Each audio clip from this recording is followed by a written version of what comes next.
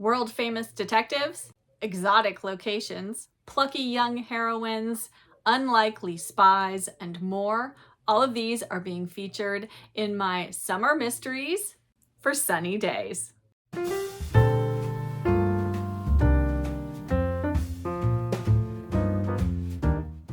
Hello book friends, I'm Jen, and welcome back to my reading life, and welcome to another seasonal mystery video, as well as another video in my summer reading series. I am here today to share some summery mysteries with you all. I have, I think, about a dozen books I want to tell you all about. Most of these are backlist. All of these are backlist books, actually. And I really think these are mysteries that stand the test of time, and I think they make for fabulous summer reads. Whether you want to jet off to an exotic location, head off on a spy mission, or spend time in an English country house, I've got all of those and more here for you today. So grab yourself a cuppa, or perhaps something iced, and let us get into some summertime mysteries. What better place to start in a summer mystery video than with the queen of crime herself, Agatha Christie. And I actually have 3 titles by Agatha Christie that I think make for fabulous summer reading. They are all set in warm locations during the summertime, and I think if that's what you're looking to evoke in your reading, or if it's not summer where you are and you want to bring a little warmth into your life while it's cold and dreary, these mysteries all make for fabulous reads. I have pulled a Poirot, a Miss Marple, and then one of Agatha Christie's standalone novels. First up is a Poirot mystery, and the one I'm recommending for summer reading is Evil Under the Sun. And this one takes place in England on a small little island off the coast of Leathercombe Bay, I believe it's called. I'm not sure exactly where that's supposed to be in England, or I can't recall at the moment, but we have this hotel summer resort, and Poirot is on holiday there, and there is a young woman, Arlena, who is seen sunbathing on the beach at the hotel, even though it's not a really sunny day. Turns out she's been strangled, and there are quite a few suspects. Obviously, it's sort of almost like a locked room because we have a limited pool of suspects staying at the hotel at the time. Her new husband is one of them, and of course it is up to Poirot to figure out who done it. And I think this is a really fabulous Poirot mystery, and the reveal is wonderful as always, and Poirot is up to his usual Poirot-ness in this. So definitely don't miss Evil Under the Sun, because it's a fantastic Poirot. It's just a fantastic mystery all around, and definitely a perfect one for summertime. Moving on to my next Agatha Christie recommendation, which is a Miss Marple mystery. And the one I am recommending is a Caribbean mystery. And I love this one for a couple of reasons. First of all, we have Miss Marple in an exotic location, and she's a bit of like a fish out of water in the Caribbean. Really, that doesn't really seem like Miss Marple's place, but there she is. And then I really love how large a role Miss Marple plays in this mystery, because my one quibble with Miss Marple mysteries is that she is often not present for much of the story. She's there maybe in the beginning, or she doesn't show up until well into the book, and then she's of course there to reveal who done it, but we just don't get as much Marple as we get Poirot, and that's the one thing I find lacking about these mysteries, but not in this one. And there's a few other Marples I feel the same way about. But I love that we have this, again, very sort of isolated, locked room situation where we have guests at this resort. And there is, of course, this sort of older, retired, I think he's a major, and he's very blustery, likes to tell long-winded stories. Nobody really wants to listen to him. And he is talking about a murder. Is it a murder that he witnessed? Yes. Oh, he knows about a murderer. And he's about to show a photo of the murderer to Miss Marple, and he is killed. And then, of course, Miss Marple must find out who done it. So the murderer must be amongst them, but she doesn't know who it is because he never got a chance to show her. I really enjoy this one. I have read it a few times. I think it makes for a perfect holiday vacation reading, whether you're sitting by the seaside or you're at a lake or you're sitting on the deck of your home or your patio. This is a fantastic summertime read, and you just gotta love Miss Marple, right? So if you're looking for your next Miss Marple read or your next Agatha Christie book to read, I definitely think this makes for a fantastic summer read with our favorite elderly amateur sleuth, Miss Marple. And then my final Agatha Christie recommendation is a favorite of mine, and it's often a book that I say is my very favorite Agatha Christie. I've read it a number of times and I just love it. It features two things that I really enjoy in an Agatha Christie mystery, That is an intrepid young heroine and a setting in the Middle East. And the book I am recommending is They Came to Baghdad. And in this, we are, as I said, following a plucky young heroine, and that is Victoria Jones in They Came to Baghdad. And she is out there working, and then a young man, I think he's a soldier, oh no, he's a spy. He's a wounded spy, but he ends up in her hotel room and dies there. And so Victoria gets wrapped up in this mystery of what happened to this young man, and there are some espionage things going on, and it's got a bit of an almost political thriller feel to it, because the mystery is sort of wrapped up in the politics of the region and, you know, what's happening with the British who are there. So I really enjoy this one. I know it's not for everyone, but I really love her books set in the Middle East. Agatha Christie spent so much time there. She really knew the lay of the land. She knew the people, and she just writes about it so vividly. And I really love that. And I love this. I love Victoria. She's a fantastic character. She's somebody you're definitely rooting for. And, you know, she's smart, she's plucky, and I think she's a fantastic main character and amateur sleuth in this book. And I just can't say enough good things about it. So if you've never read it, definitely add this to your summer mystery reading pile. And speaking of plucky, intrepid young heroines, my next two authors are really masters of that. And they both write in the what I call romantic suspense genre. So they're definitely mysteries, but there's always a little bit of romance. There's always some mystery and intrigue, and these young women get themselves embroiled in these situations. And of course, the first author I'm going to recommend, and the first book by her I'm going to recommend for summer, is The Moon Spinners by Mary Stewart. I just recently got this vintage edition for my library book sale, and I just love it so much. But in this, we are heading off to the Isle of Crete, and our young heroine in this, she stumbles across an Englishman who's been very badly wounded. And he is with another Greek man, and there is somebody else or a few somebodies who are after them, and she gets embroiled in what's going on and in helping them, and the setting of Crete and just all of the events of the novel. It's so pacey. It is so much fun.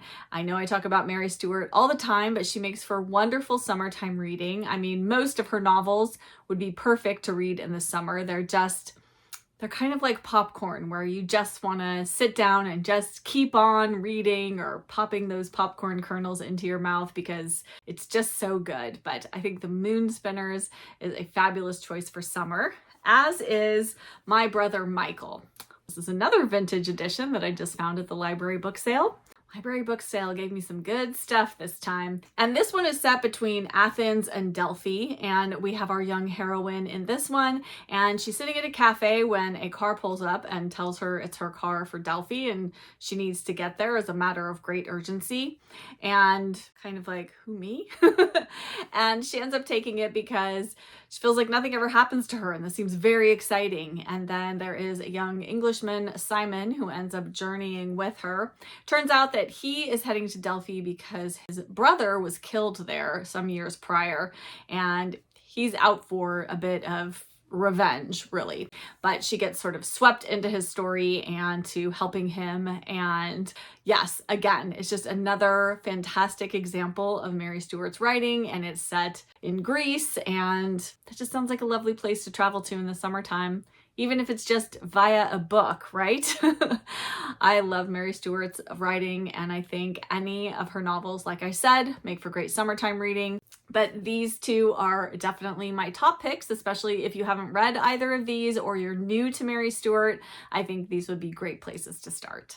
And then keeping with the romantic suspense theme, the next author writes in a very similar vein to Mary Stuart, and I've only read a couple of her books, but I recommend both of them, and that is MMK, and the two I recommend so far are Death in Zanzibar and Death in Cyprus.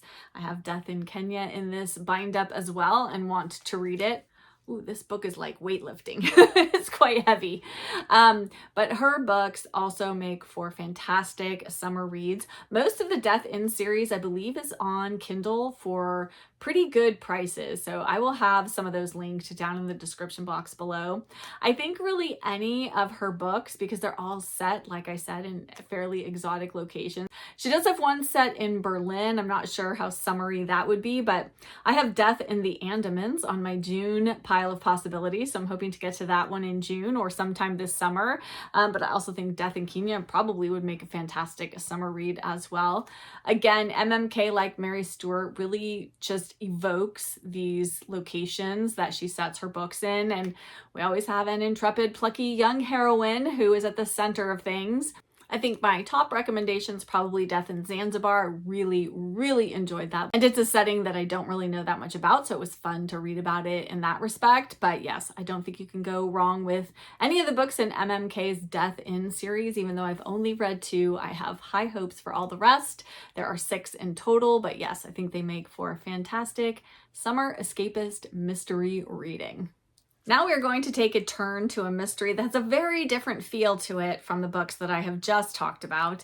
It's a little bit quieter, a little bit more almost of a character study, but it was such a surprising read to me, and I was really drawn in by our main character, and that is Miss Pym Disposes by Josephine Tey. I've read a few of her mysteries and they're all very different. So Miss Pym Disposes is obviously about Miss Pym, and she's been invited to speak at this girls' college right at the end of term. And so I think she's like a guest lecturer.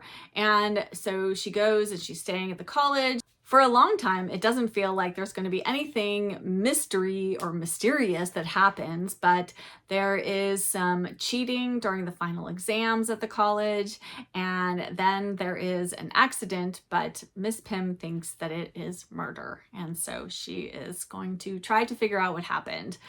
Again, this is not one of those real pacey, action-packed mysteries. This is a much more of a slow burn and, like I said, a character study. So if that's what you're interested in, you really want to kind of get into meeting all of these characters and just seeing them kind of day to day and getting to know them, and Miss Pym in particular, then definitely pick this up. I think it is really whodunderfully done and just psychologically interesting because you're kind of looking at it from that perspective rather than just a straight whodunit. So it is set in the summertime, and I definitely think if you're looking for something a little bit different, give Miss Pym Disposes a read. Next up is another mystery that I think is a little bit more offbeat, a little bit more of a sort of quieter, more character-driven rather than super plot-heavy mystery. But this is a book I read, I can't even tell you how many years ago, and it's one I always think about when I think about reading mysteries in the summertime. This just had such an impact on me, and I just recently found out there are more books in this series. It's, I think, a 3 or 4 book series, and I definitely want to read more because I really enjoyed this. And that book is Hotel Paradise by Martha Grimes. This is the most recently published of the mysteries I'm sharing today. This was published back in 1996, so it's not new at all, but has a very sort of timeless feel to it. And in this, we're following a young girl, and her family owns and runs this Paradise Hotel, basically a summer resort, and she works there like waiting tables. And you just kind of get to meet her and learn all about her and about the people who work at the hotel and are staying there.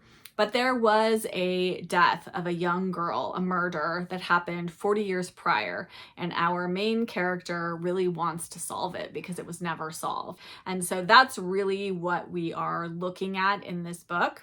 So we have this hotel, which is really sort of past its prime. It's kind of falling apart, and, you know, it kind of made me think of the hotel in Dirty Dancing, the movie. I just kind of had that feel to it. And, you know, you've got this kind of crumbling, gothic feeling hotel, and then this decades old mystery, and this young girl trying to solve this crime. Possibly, was it a crime or was it an accident? We don't know. We'll have to find out. But I very much enjoyed this. This would be a great book for a lazy summer day with nothing to do and nowhere to go, and you just want to get lost in a book. I recommend Hotel Paradise. Next up is a book that I have mentioned many times in the past, but it bears being included in this video because it is so fabulous and it was such a surprise to me, and that is The Feast by Margaret Kennedy. And this book is set in the summertime at a hotel in Cornwall, and this hotel is situated right on the edge of a cliff. And from the beginning of the novel, you already know that the hotel has collapsed off of this cliff and 7 people have died.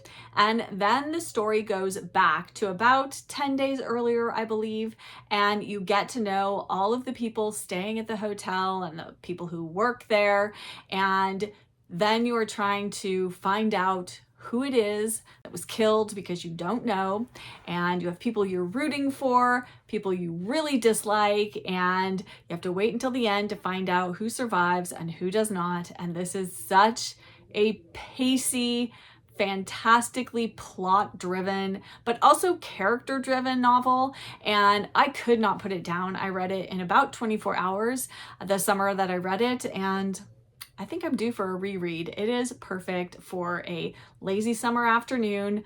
This is such a well-plotted and well-constructed story, and I'm so glad it has been republished so that a new audience can enjoy it today. And if you haven't read it, I highly recommend it. And then next up is a series that, again, I talk about all the time, but it's just the best. And I think it makes for perfect summertime reading, any of the entries in the series, but you need to start at the beginning. And that first book is The Unexpected Mrs. Pollifax by Dorothy Gilman. This is about Mrs. Pollifax, who she's in her 60s, she is widowed, and she spends her day going to her gardening club, and nothing really exciting is happening to her. And she decides to walk into the CIA and offer up her services. And through a series of events, she sort of mistakenly gets taken on as a courier, and she heads off to Mexico. And we follow along with what happens to her on her adventures in this first book, and then even more adventures beyond this. I just love this series so much. I love Mrs. Pollifax. She's sort of the intrepid, plucky, older protagonist, and I just love that about her. Mrs. Pollifax feels to me like who Victoria Jones from They Came to Baghdad by Agatha Christie would have grown up to be. And I just love that so, so much. When I grow up, I want to be Mrs. Pollifax too. And if you've never read her, she makes for perfect light summer reading. This would be a fantastic book or series to take with you on your summer travels, wherever you may be going, or to just read at home, either outside with a cold beverage or inside in the cool of the air conditioning and a fan. You can't go wrong with Mrs. Pollifax, but please do start at the beginning because the personal relationships and things that happen in the stories do build over time. So you really want to start here, but I promise you won't be disappointed. She is unexpected and amazing. And my final book is one that I very rarely hear talked about, and I think this book deserves more praise. It deserves to be mentioned alongside some of the other Golden Age crime novels because it is really, really good, and it's by an author who might seem a little unexpected because he is best known for a beloved children's series, and that book is The Red House Mystery by A.A. Milne. Yes, the A.A. Milne, who wrote Winnie the Pooh, wrote one mystery novel during his life, and this is it. And it is very much sort of that classic English manor house mystery. And we have a manor house. There is a man who owns the home, and his brother has just recently returned from Australia, and they have friends staying with them. And one of the young men staying there invites a friend of his, and the brother is murdered, and the owner of the house has gone missing and is suspected of being the murderer. And so these two young men, one of whom is a guest there and one is a guest of his friend. It's very strange and convoluted, but it works. And they have a very Holmes and Watson-esque type of relationship. And it is fun. It is got a great plot to it. I thought that I knew what was happening in this book, and I thought maybe it was going to be too simplistic, or maybe we were dealing with an unreliable narrator, but do not worry. You are in good hands with A.A. Milne, and I promise he's doing something much better than that in this book. So I think you will be pleasingly surprised if you pick this one up. Definitely give it a read. It is well worth it, and I think it makes for fantastic summer reading. It is set during the summertime, so don't miss the Red House Mystery if you've never read it before and you are a mystery fan and looking for something to read this summer. Whew, got a little warm filming that. Gonna have some iced tea. That is going to wrap up all of my summer mysteries for sunny days. I hope that you find something in this video that you haven't already read that you want to add to your own summer pile of possibilities. Please let me know down in the comments below if any of these caught your fancy, or if you have any mysteries that I didn't mention here that you think are perfect for summer reading. I decided not to include any real modern mysteries in this video, but I could certainly do another follow-up video where I share some mysteries that have been written maybe in the past 20 years. Let me know if you'd like to see that as well. But let us chat all things summer mysteries down in the comments below. And if you're here but you don't have anything that you would like to add in the comments, but you'd like to let me know that you were here, why don't you leave a little detective and a glass of iced tea? One or the other or both. Let's leave those. I love seeing those comments and knowing that you were here, and they really do help my channel, as do likes and hypes on the YouTube mobile app. And if you're new here and you haven't yet done so, I would love it if you would subscribe and join my cozy corner of booktube. Thank you all so much for being here and taking time out of your day to spend it here with me. I thank you also for all of your lovely comments on my recent videos. As always, I'll be back with another video very soon. And until then, I wish you a good book and a warm cuppa, or if it's warm where you are, something cold and refreshing. Bye. And I think that is a crime. A crime. See what I did there? I'm just kidding.